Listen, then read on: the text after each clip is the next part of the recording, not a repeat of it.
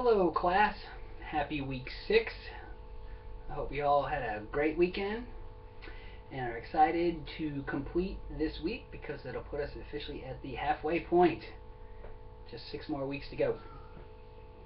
So, on tap for this week, content-wise, we are finishing up a small bit of probability and the normal distributions. We're also moving into this concept of confidence intervals, and particularly confidence intervals with proportions. May sound a little tricky and complex, but it's actually kind of easy mathematically and with StatCrunch and Excel. But one little caveat with confidence intervals, so you know how to interpret them correctly. What that 95% means, it means basically 95% of the samples will produce a confidence interval that capture the true proportion that's under investigation. So basically what that's saying is 95 times out of 100, if you were to sample 100 times, 95 of those samples should yield the proportions, the upper and lower limits of the confidence interval. Just so you understand, it's not 95% of the sample, which people tend to get hung up on.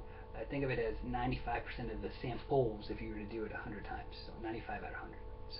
So for example, on question 9, part B in the homework, it's going to ask you to compute a confidence interval, and this is really easy to do, particularly in StatCrunch. So if you open up StatCrunch from that problem and click on Stat, then go down to Proportion Stats, and then one sample, because this is one sample in this particular example, and they'll give you an option there with data or with summary data. And basically, anytime StatCrunch is asking you that, is asking you, do you have the raw data, like columns and rows of data, or do you just have summary information? And for this particular example, you just have summary, so you would click summary, and then you'll get a box that says enter the number of successes and then the number of observations. So that's really easy. You just put in the number, and I think in my example it was 360, and then the total sample size of number of observations would be 500. And then you check the little button for confidence interval, and then click OK, and then boom, you have your lower and upper limits of the confidence interval. And for that particular problem, you would enter it in as a percentage.